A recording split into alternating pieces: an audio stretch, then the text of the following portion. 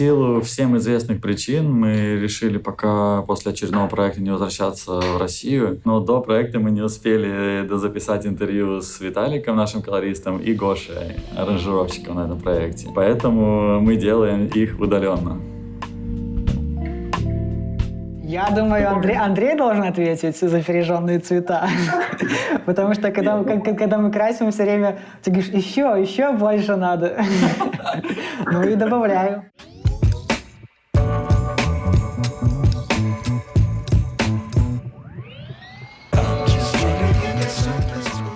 Я сажусь в 8 вечера за компьютер, чтобы, так сказать, начать делать эту оркестровку. В 9 утра я ее заканчиваю, не вставая со стула все это время и не смыкая глаз. И после этого в 9:30 утра я выезжаю на такси в аэропорт в Венгрию. Все. Вот так я занимался этим чудесным, замечательным проектом.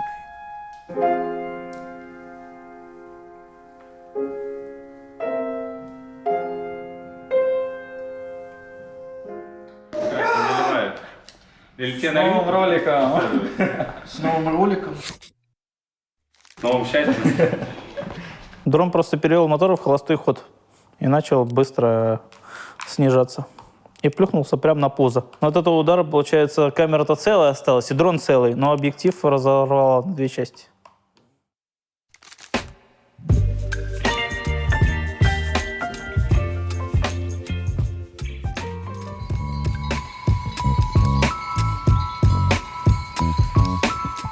Привет, друзья! Мы в Москве на территории электрозавода, и сегодня у нас мега важный день.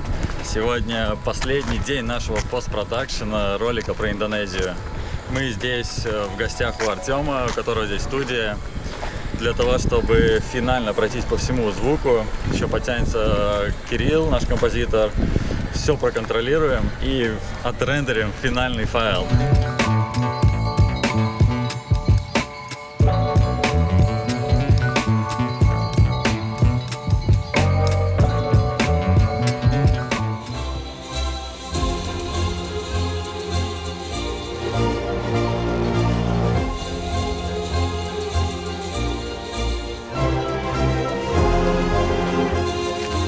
Так вот, в следующий раз, и вообще, что можно было сделать круче, это попытаться записывать партии инструментов группами, то есть чтобы они играли партию от начала до конца, и тем самым мы получили бы много изолированных струнных и смогли бы еще класснее сделать.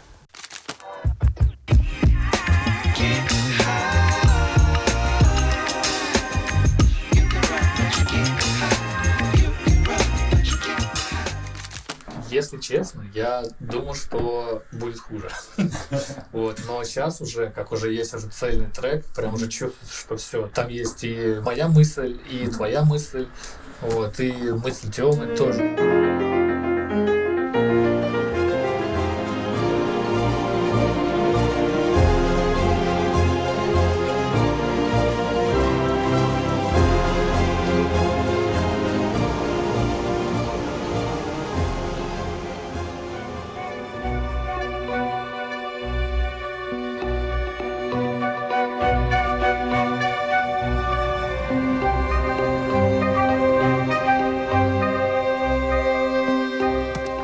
До сих пор не верится, что все это существует в реальности на самом деле. Просто все настолько волшебное и нереалистичное. Конечно, хочется поделиться своими впечатлениями от всего этого. Гигантские деревья с листьями размером с человека, какие-то вулканические поля, вулканические долины с просто нереальными цветами, гигантские океанские волны. Обычные дроны не могли передать эти масштабы и эту красоту просто потому, что не хватало скорости пролетов. И когда появилась технология FPV, особенно с большой кинокамерой, мы поняли, что Индонезия будет одно из лучших мест в мире чтобы раскрыть весь потенциал этой технологии. Во время наших съемок в 2021 году Индонезия была закрыта на карантин. Туристам практически невозможно было туда попасть. Единственная лазейка — это была бизнес-виза. Собственно, так мы туда и прилетели. Мы с Сашей прилетели туда чуть раньше. Пока мы там находились на подготовке к съемкам, и эту лазейку тоже закрыли. Поэтому Артем, наш пилот, он не смог прилететь. В итоге мы ждали его 3 месяца, чтобы опять возобновилась выдача этих бизнес-виз, и он мог прилететь. Первые месяцы мы потратили на препродакшн, мы заново объехали весь остров Яву, посетили все места, в которых планировали снимать, поняли, как организовать логистику, и оставшись 2 месяца, на самом деле, просто прожили на Бали, наслаждались атмосферой, там, делали какую-то работу на компьютерах. Мне кажется, это абсолютный рай на Земле. Это довольно заезженная формулировка, но по факту, когда ты там оказываешься и живешь там, ты понимаешь, что это абсолютная правда. Более идеального места сложно себе представить. Кроме идеального климата, там есть еще вся инфраструктура, практически как в каком-то большом мегаполисе, которая позволяет тебе, городскому жителю, абсолютно комфортно жить привычной жизнью. Ну, какие вот первые эмоции, когда из самолета вышел в Джакарте? Я просто помню, у меня ты выходишь из самолета и не можешь поверить, что это по-настоящему. Настолько душный, влажный, горячий воздух. То есть кажется, это где-то просто типа из помещения дунуло. Ты не можешь представить и поверить, что реально здесь везде, на улице, вот такой воздух, что ты не можешь дышать, просто задыхаешься. Ну, я много ездил куда, и я обычно, когда приезжаю, он сразу начинаешь ты чекать, сколько проводов на улице, вообще какие растительность, какие коридоры, то есть начинаешь чекать ландшафт. Но мысли вообще такие, знаешь, более сосредоточенные на том, что как вот даже когда просто едешь в такси до места и думаешь, блин, ага, тут провода, тут нет, это самое. Короче, ну, голова занята не... Да, не тем, чем надо.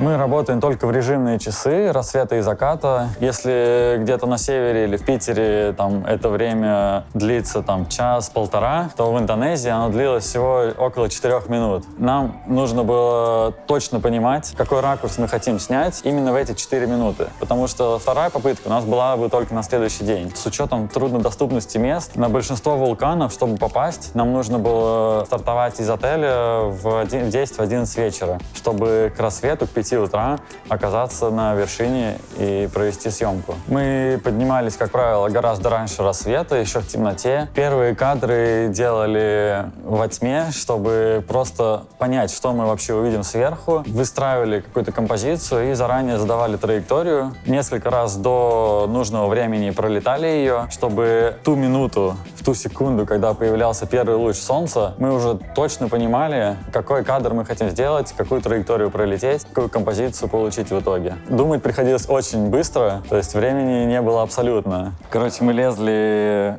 на гору с 11 вечера до 5 утра, до рассвета. Кое-где там просто надо было карабкаться вертикально вообще, руками и ногами. И в итоге мы не смогли снимать. Скажи, почему? Дрон задел слегка землю, он на рюкзаке был. А там земля, как-то магнитная пыль там. И, соответственно, на магниты налипла стружка, и он заблокировался. И мы, собственно, сколько мы времени поднимались туда? Часов 6 где-то. Ну, в общем, 6 часов мы поднимались, а летать мы не смогли. Потому что было не на чем. И очень было большое желание кинуть рюкзак с этим дроном вниз туда. Жерло вулкана. Да, потому что как раз еще после этого подъема начали гудеть все ноги. После этого подъема мы на следующий день поехали в аптеку. Тёмыч купил себе на колено такие эти жгуты, да, для спортсменов. Да, потому что... Весь оставшийся проект ходил с ними. А это было только самое начало, первой недели. Когда снимали на Яве, график был просто сумасшедший. Там нету много отелей, и поэтому от отеля до точки съемки иногда это вся ночь. Там зачастую это вся ночь. Поэтому мы не спали ночь за ночью, пытались спать по несколько часов днем.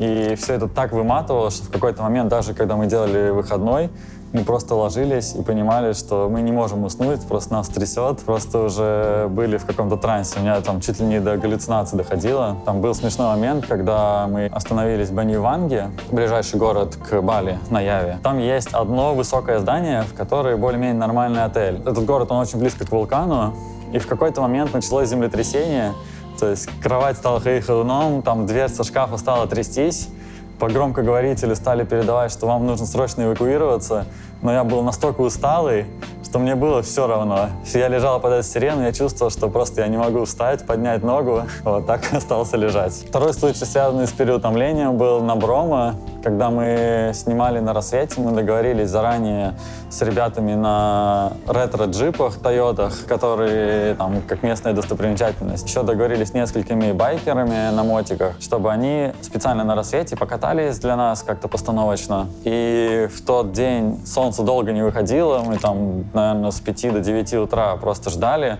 было пасмурно. В тот момент, когда солнце вышло, Артем уже был настолько уставший, что он просто надевал очки. Я говорю: ребятам, все, выезжаем на эту постановочную сцену, как им ехать, все. Они проезжают, а Артем говорит: Андрюха, я просто не вижу, куда лечу. То есть, как человек, когда за рулем засыпает, так же и здесь он засыпал просто, когда дрон летел там на скорости 100 км в час. И мы так ничего и не сняли толкового, то есть ничего из этого не вошло в монтаж. Да я еще, главное, перед проектом Андрюхе говорил, самое главное при съемке с FPV — это высыпаться, потому что нужна реакция, вот это все, это немножко сложнее, чем снимать на другие дроны. И главное, когда ты находишься в горах, в трудном месте, при сильном ветре, это найти какую-то площадку, чтобы можно было посадить дрон, потому что у этого дрона еще пропеллер снизу крутится.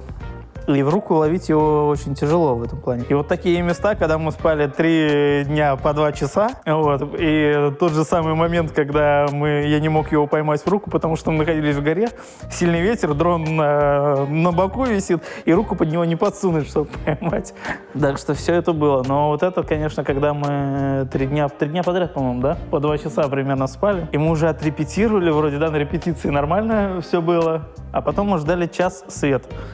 И за этот час мне вот эти все 3 дня накидало. И я уже просто одеваю очки, а у меня глаза все в расфокусе, ничего не вижу, куда лечу. И только Андрюха: ну давай, ну взбодрись, ну давай. Но тут, я думаю, ни на шатырь, ни какие другие средства уже бы не помогли.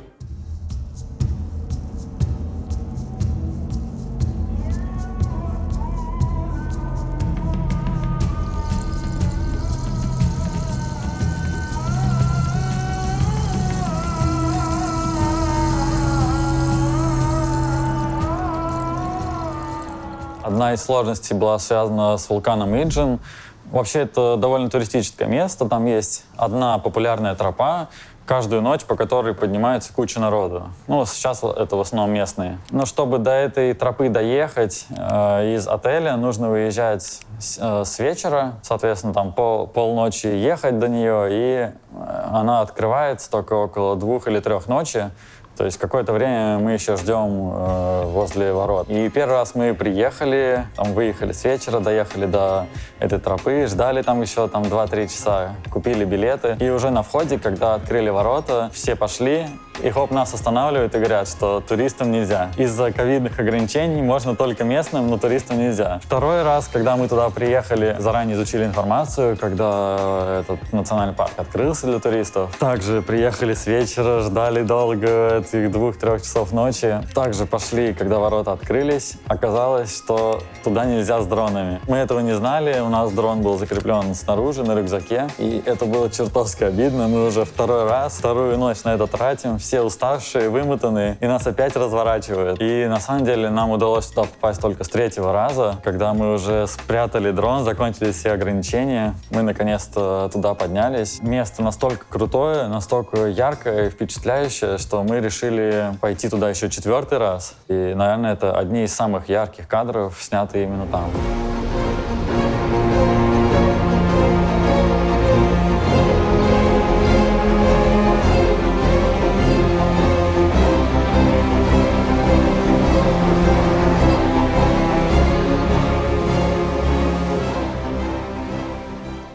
Отдельно хочется сказать про кадр с ручейком, который, наверное, самый длинный в монтаже. Он длится там около 40 секунд. Это ручей, который вытекает из кислотного озера на вулкане Иджин. И чтобы его снять, сначала мы потратили целый день на то, чтобы подниматься вдоль него. Там трава, там с 2 человеческих роста. Артем шел первый, вырубал палкой просто как мачете эту траву. Мы искали такую точку, чтобы не терялся сигнал от дрона, но при этом мы могли пролететь максимально длинную дистанцию. То есть в идеале мы хотели от самого подножья, от самого русла ручья пролететь до озера. Так там еще этот серный ручеек, мы надышались парами серы. Вот, это все пары. Раскалывалась голова, я помню, под конец. Я в какой-то момент уже лег просто так. И лежал, и просто какие-то галлюцинации ловил жесткие. Мне кажется, интересно рассказать, как мы готовим траекторию. Ходим полностью, все заранее рассматриваем. Ну, выбрать траекторию — это вообще самое сложное. Что, как помнишь, ты ломали ветки, заранее проходили всю траекторию. Тёмыч прикидывал, влезет ли дрон. То есть там настолько узкие были места на траектории, что непонятно было, поместится дрон или нет. И там было просто миллиметрики запаса. В каких-то местах мы просто ломали огромные ветки, чтобы можно было пролететь, чтобы траектория не ломалась, не надо было отруливать, чтобы кадр был ровный. Сложные пролеты. Иногда это 50 на 50. Упадет ли дрон или нет. Пройдешь ли или что-то не заметишь там. И зацепишь и упадешь. Но я стараюсь обычно пролетать в голове его. Мне проще все обсудить заранее, посмотреть глазами и потом сделать это с 1 или с 2 дублей, чтобы не гонять. Поэтому я стараюсь все пролететь сначала в голове. Посмотреть, представить, как летит дрон, куда он заходит, где я прохожу, где не прохожу. Тем более там был мостик, еще видно было, куда залетает дрон. И вот там мы начали рубить сучи, потому что по той траектории, которую хотелось пролететь, он бы там, конечно, не пролез. С каждым годом, с каждой минутой жизнь ускоряется, и, конечно же, зрителю хочется тоже увидеть все больше и больше за более короткий промежуток времени. И FPV-технология позволяет показать зрителю за короткий промежуток времени гораздо больше материала. Если коротко объяснить. Эти новые FPV-дроны, их скорости просто какие-то космические. Они разгоняются до 100 км в час за какие-то там 2 секунды. Все, то есть мгновенно. Летит 140 км в час, когда мы снимаем движение вниз. Он просто летит со скоростью свободного падения, там в районе 200 км в час. У нас есть кадры, когда мы пролетаем вниз по вулкану около 2 километров дистанции. Мы ее преодолеваем просто мгновенно, за какие-то секунды.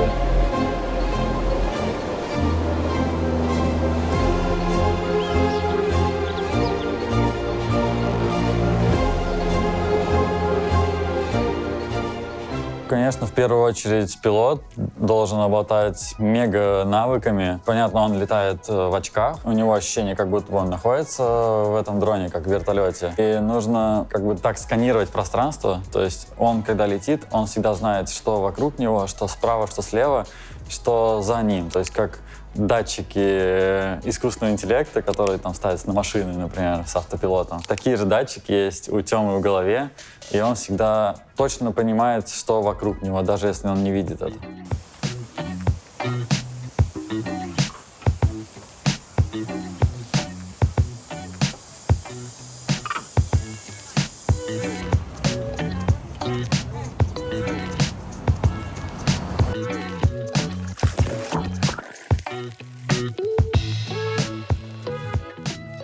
Мы, когда жили на Бали, ездили часто на байке и слушали в наушниках просто свои треки. Как-то раз услышали один трек и поняли, что, это точно вот под это место. И все. И после этого я уже точно знал, что это должно быть главным референсом для композитора по темпу, по мелодике, по гармониям. Совпадение было просто идеальное.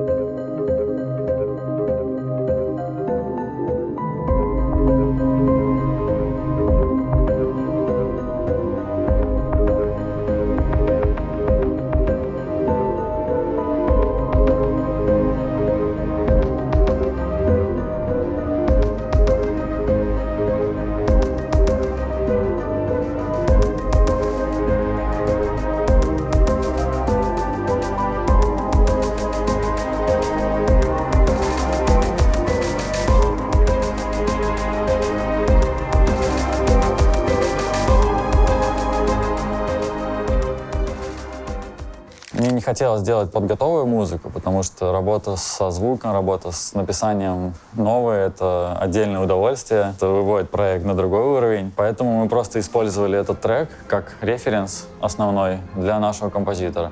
И ему гораздо проще работать, когда есть референс, то есть уже понимание, что нам примерно хочется самое главное, по настроению. Вообще процесс постпродакшена и монтажа очень сложный, и работы с музыкой — это вообще отдельный разговор. Первоначально вот у нас есть референс по звуку, под который я делаю самый-самый грубый первичный монтаж. После этого вот этот грубый референс по монтажу я отправляю композитору, под который он делает свои первые наброски. Там один какой-то инструмент наигрывает, там, или на пианино, или скрипка, или еще что-то. После этого он высылает мне свой первый драфт, под который я переделываю свой монтаж и так далее. То, что у меня получилось, я высылаю снова ему, он обратно мне. И вот эта работа длится, наверное, 2-3 месяца. Очень-очень плотно мы друг с другом работаем, постоянно меняя то монтаж, то музыку, то монтаж, то музыку. Были самые первые темы, это была, наверное, скрипичные пассажи. Можно даже вспомнить будет.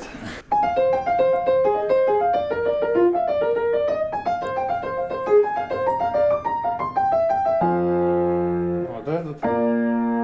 Потом. Мы его делали, сколько же, месяцев, наверное, 9.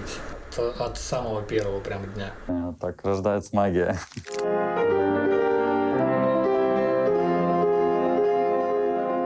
Действительно, если ты пишешь для скрипок, ты должен прекрасно понимать, что это такое. Скрипки умеют играть определенные вещи, а какие-то вещи они не смогут сыграть. Специально для этого очень часто композиторов учат в теории уметь играть на всех музыкальных инструментах. То есть я никогда в жизни не держал скрипку в руках, но я прекрасно, например, знаю, что нужно зажать, чтобы получилась та или иная нота на скрипке и на всех остальных вот самых популярных инструментах. Да, я перерабатывал то, что написал композитор, специально для того, чтобы это звучало хорошо в реальности. Я прекрасно понимаю, что это я ответственный за то, как это будет звучать по-настоящему, настоящими музыкантами в настоящих условиях. И моя задача — это угадать, что хотел композитор, что имел в виду автор своими MIDI-демками и дорожками,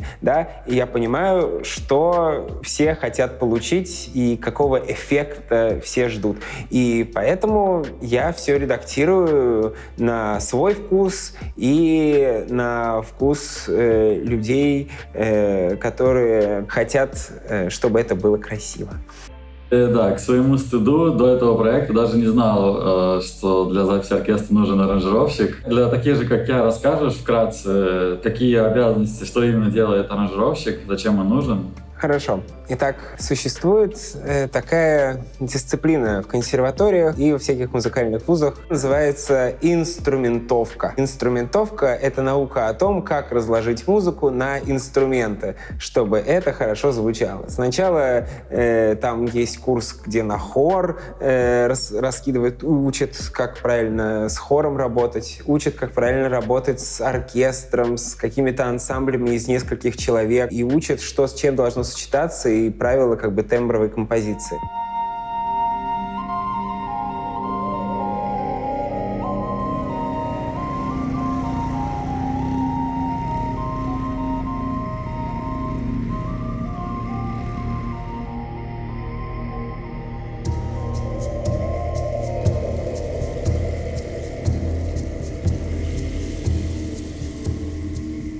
Слушай, а сколько по времени заняла вся подготовка партитур?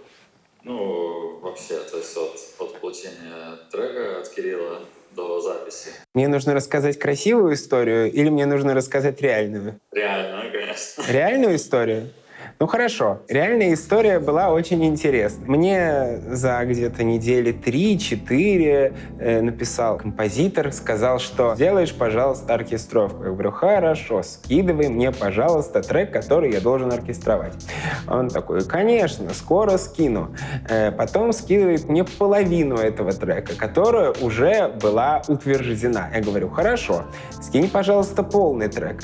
Я говорю, внимание, осталось уже 2 недели до записи. записи. Вы понимаете, что было бы неплохо послать на студию туда ноты, сделанные как-то более-менее заранее, чтобы у них была возможность их хотя бы посмотреть, выучить, распечатать и так далее. Сейчас еще не утвердили последнюю половинку трека, вот нужно еще утвердить. В итоге за день до записи он присылает наконец-то трек и говорит: все. А я уже думал, что мы, наверное, уже и не едем никуда, возможно, все отменилось. Я уже как бы, все, ладно, ничего, что поделаешь. Трек срочно нужно оркестровать.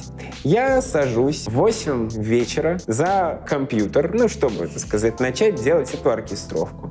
В 9 утра я ее заканчиваю, не вставая со стула все это время и не смыкая глаз. И после этого в 9:30 утра я выезжаю на такси в аэропорт в Венгрию. Все. Вот так я занимался этим чудесным, замечательным проектом. Я справился с работой за 13 часов. Я, конечно, горжусь собой. Я еще никогда так быстро ничего не делал в своей жизни. Здесь реально специфика работы под живые инструменты, потому что то, что может сделать компьютер, ни один виртуоз не может вообще отыграть. Вот, и мы пришли, там оркестр уже был до нас, они уже репетировали, но тем не менее все равно, когда мы начали сессию, первые дубли, только мы доходили до сложных мест, и все просто бросали и начинали ржать, все музыканты и дирижер, потому что понимали, что это просто настолько сложно написано, что это нереально сыграть. То есть это просто физически рука не может так быстро двигаться. То есть там в процессе мы чуть-чуть меняли, то есть там у нас был аранжировщик, который и так уже упростил. Но в процессе мы еще там какие-то компромиссы искали, и в итоге все записалось. И ты говорил, что 100 тысяч раз послушал примерно трек вместе с картинкой. Насколько вообще комфортно работать было? На самом деле все прям мега-мега комфортно. Чувствуется, что есть какое-то взаимопонимание, что мы хотим, чтобы должно было быть в итоге. Это, наверное, самое важное. Я показал партитуру директору венгерского оркестра и сказал: вот это надо исполнить. Он такой: хорошо. Начинается, так сказать, запись, все играют, и там чуть-чуть поменяли. Я говорю: в смысле? Я вообще-то не так написал. Я написал, чтобы вот этот момент играло 8 скрипок, а не 16. Он сказал: 8 скрипок будет плохо. Мы играем 16. Мы уже все дубли предыдущие записывали 16. Что тебе надо? Я говорю: ладно. На самом деле он был прав. Это действительно хорошо звучало. Основная сложность записи оркестра то, что это одновременно очень много музыкантов, которые играют друг другу в микрофон. Это основная сложность, потому что, как ни странно, сейчас специфика саунд-продакшена именно такова, что чем больше изолированных инструментов и мы можем себе позволить, тем лучше результат. Так вот, в следующий раз, и вообще, что можно было сделать круче, это попытаться записывать партии инструментов группами, то есть чтобы они играли партию от начала до конца, и тем самым мы получили бы много изолированных струнных и смогли бы еще класснее сделать.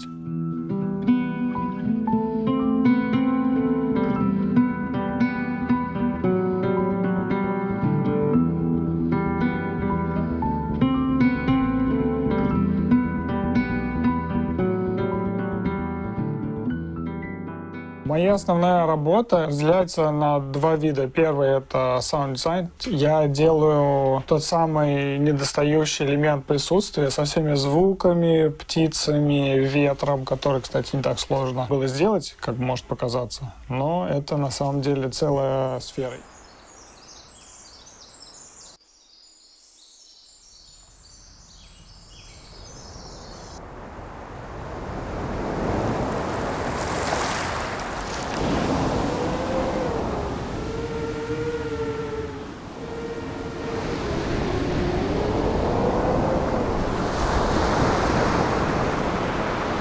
Второй момент — это сам продюсирование, то есть я беру записанный оркестр, и он, оказывается, недостаточно хорошо звучит иногда. И вот я делаю его достаточно хорошо звучащим, то есть записываю партии, миксую, то есть я миксинг-инженер, саунд-продюсер в классическом смысле и саунд-дизайнер.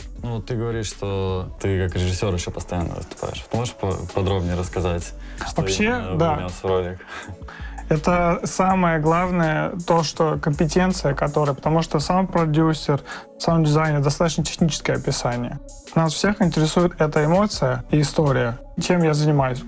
Потому что, когда ко мне обращаешься ты или любой другой режиссер, он обращается к звукорежиссеру, и вот я звукорежиссер. Я, в первую очередь, понимаю драматургию и стараюсь этому соответствовать, потому что все знают, что звук и музыка 50% звука.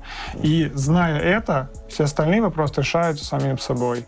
И, то есть, я дополняю своим видением теми образами, которые мне приходят в голову, и это то, о чем я стараюсь помнить 100% времени, потому что технические задачи — это само собой разумеющееся, а вот то, что после этого ты сможешь делать, это и есть красота и стиль. Ну, то есть тебя попросили коротко рассказать, что за проект, что за ролик, что снято, там, вот как бы ты охарактеризовал? То, что мы сделали, это безупречная синематография, помноженная на достаточно подробный и интересный саунд-дизайн, плюс красота живого звука с оркестром. Вообще, о чем хотел поговорить? Почему так долго была работа над проектом? Вот, то есть, ну, сколько мы в общей сложности делали цвет? Наверное, месяца 2, Ну, больше? не знаю, мне кажется, больше, если сосчитать. Вот. Наверное, именно такой физической работы, да, было, наверное, на месяца 3 вообще. Вот. А почему так долго? Ну, слушай, во-первых, мы не в те ворота сразу зашли, вот. Но основная работа была по переносу масок, которых в проекте очень-очень много, так как мы не просто там красим полностью изображение, мы также очень много применяем локальных коррекций там для неба, для каких-то частей, которые нам просто не нравятся по цвету, вот. И маски нужно было все, конечно же, тречить отдельно, снова, и в этом и была вся основная работа дальнейшая. Ну, то есть сложности были не только из-за того, что мы неправильную схему выбрали сначала, а еще и из-за характера материала. Вот можешь подробнее рассказать про маски? Что это вообще такое для тех, кто не знает подробностей? И там, как много времени на них уходит, сколько их может быть на кадре на одном, и для чего они вообще нужны? Маски нужны для того, чтобы делать локальные коррекции. Бывает, изображение покрасишь, добавил контраст от цвета, изменил там цвета, в ту сторону, которую тебе нужно, но все равно ты чувствуешь, что как-то по балансу что-то не сходится. Где-то может быть светлее в кадре, потому что свет такой, а ты хочешь, чтобы эта деталь не сильно выделялась, и ты ее выделяешь отдельно, притемняешь, допустим, вот. Либо изменяешь ее цвет, если, допустим, там линза не знаю, с краю дала какой-то не тот оттенок, который ты хотел, вот. Ну, соответственно, ты все эти моменты выделяешь, подкрашиваешь, а так как у нас это не Photoshop, где эта статика просто выделил, покрасил, и все готово, а это видео, то здесь нужно производить трекинг этих масок, вот, плюс еще это FPV. Специфика работы с масками такова, что все очень быстро изменяется, вот, и трекинг маски не идет по тому плану, по которому тебе хочется. Слушай, вот многие пишут сейчас, что пережженные цвета. И что такое? Что бы ты им ответил на это? Я думаю, Андрей должен ответить за пережженные цвета. Потому что когда мы красим, все время ты говоришь, еще больше надо. Ну и добавляю. Была дилемма, типа, в какой-то момент делать поконтрастнее, поярче или типа чуть-чуть снизить. И вроде как решили, что не надо снижать, надо оставить как есть. Ну, во-первых, когда проект только начинался, и когда я тебе высылал первые варианты, они, конечно, были значительно меньше по цвету, приглушенные там. И это уже когда мы с тобой вместе начали дальше доводить цвет, там уже доводили до той насыщенности, той ядрёности, можно сказать, которая удовлетворяла тебя, вот, которая нужна была тебе. Поэтому в каких-то моментах, я считаю, до сих пор есть некоторая переядренность, конечно же, на мой вкус. Вот. Где-то можно было тише сделать, спокойнее. Но в целом мы всегда еще оставляем такой запас, вроде как цветовой, потому что это выкидывается на YouTube, выкидывается на веб-платформы, где идет сжатие, 8-битный кодек и с низким битрейтом, и там цвет теряется просто. Вот. Поэтому, в общем, да.